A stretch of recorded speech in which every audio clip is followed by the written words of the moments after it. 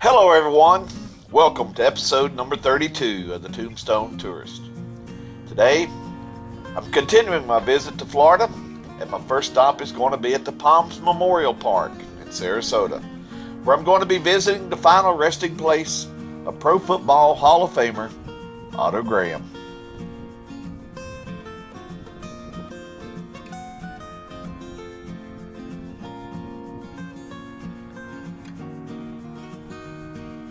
Born on December 6, 1921, Otto Graham was considered one of football's all-time great quarterbacks.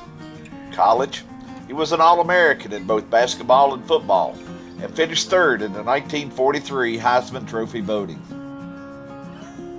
During his pro career, he led the Cleveland Browns to 10 championship games during the 1940s and 50s.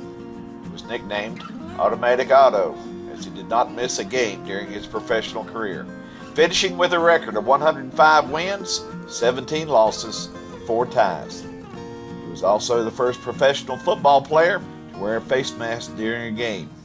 He was inducted into the Pro Football Hall of Fame in 1965. After retiring from the game, Otto moved to Florida and lived on a golf course where he became an avid golfer, who often played with Yankee great Joe DiMaggio. Late in life, he suffered from a number of health problems, which ended up claiming his life on December 17, 2003. He was 82 years old.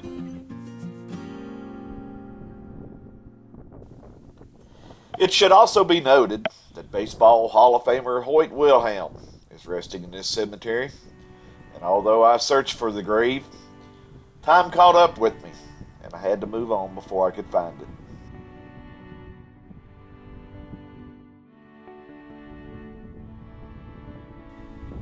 From Sarasota, I made my way across the Sunshine Skyway to Tampa and the Garden of Memory Cemetery. This is a very large cemetery located in northeast Tampa and is adjacent to Myrtle Hill Memorial Park, which is part of the same management company.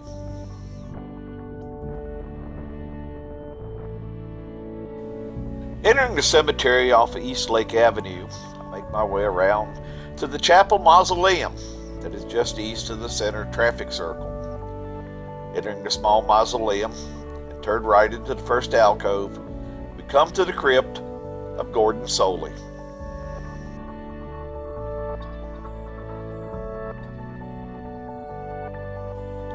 Gordon Solie was one of the most recognized voices in professional wrestling.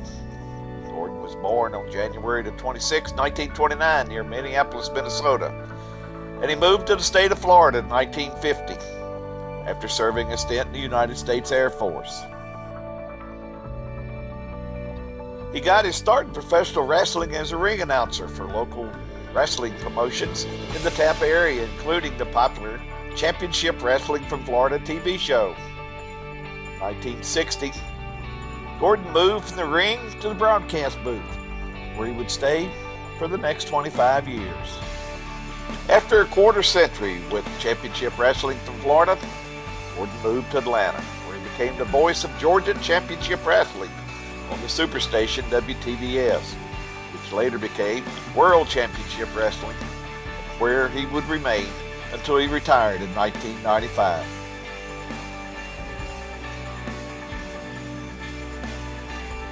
In retirement, Gordon returned to the Tampa area.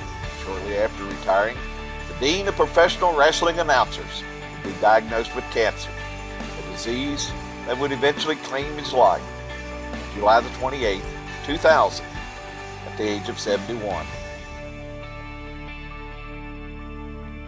After leaving the Chapel Mausoleum, I spent some time searching for the graves of Baseball Hall of Fame manager Al Lopez and noted pitcher Johnny Vandermeer, who was the only man to throw back-to-back no-hitters.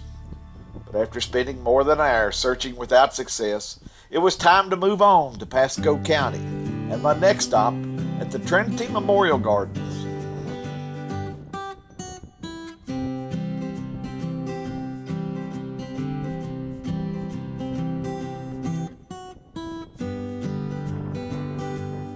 Just inside the front gate and up the short walkway, I find the private family mausoleum, New York Yankee owner George Steinbrenner.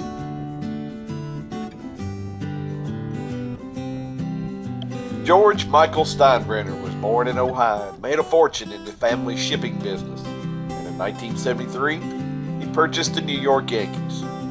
Over the years, the Boss, as he was called, became one of the most outspoken and controversial figures in all of baseball.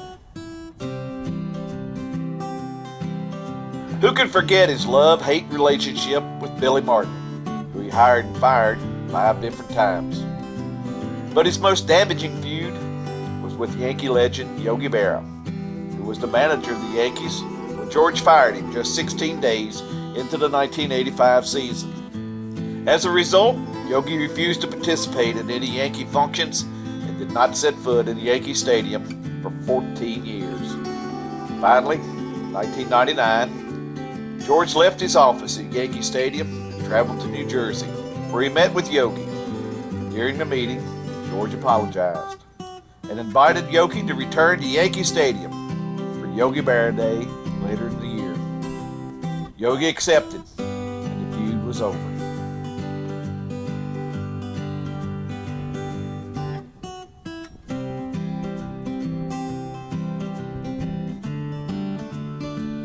During George's 37 years as the Yankee owner, the team won 7 World Series championships and 11 National League pennants. In 2006, George began to slowly step away from the team's day-to-day operations, turning much of the responsibility over to his son Hal.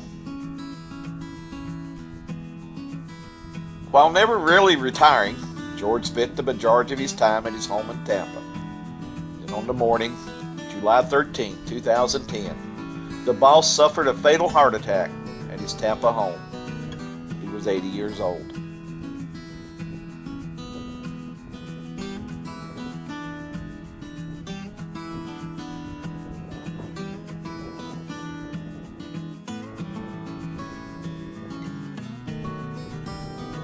From Pasco County, I make my way back to Sarasota for a visit to the Sarasota National Cemetery.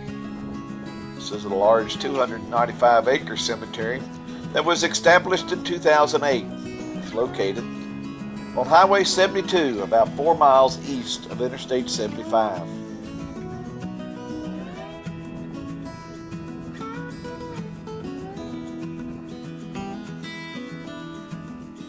Entering the cemetery, I make my way around Patriot Circle to Section 7, where I'm going to visit the grave of longtime Major League umpire Marty Springstead.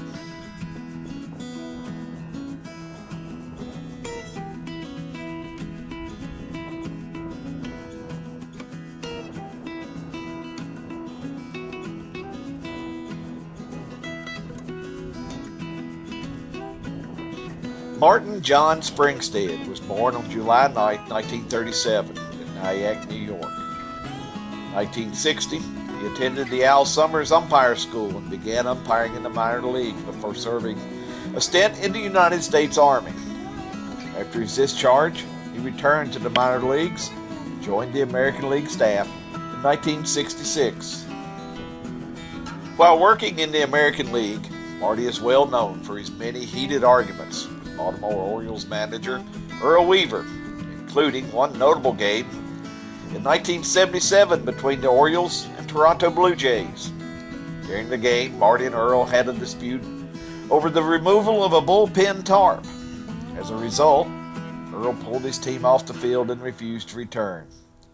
Marty ended up declaring the game a forfeit. During his 19-year Major League career, Marty worked 3 All-Star games, 4 American League Championship Series, and 3 World Series. In 1985, Marty left the field and took a job as Director of Umpiring for the American League, and later served as Major League Baseball's Vice President for Umpiring.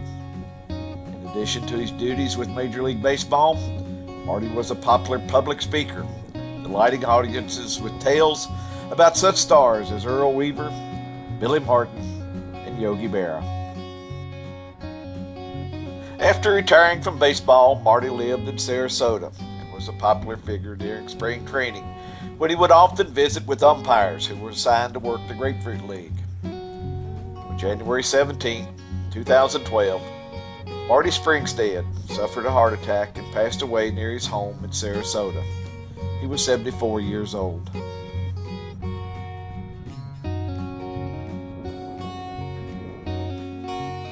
This is where I'm going to end this video. If you enjoyed it, please give me a thumbs up below. If you want to be notified of my future videos, please be sure to ring that bell and subscribe.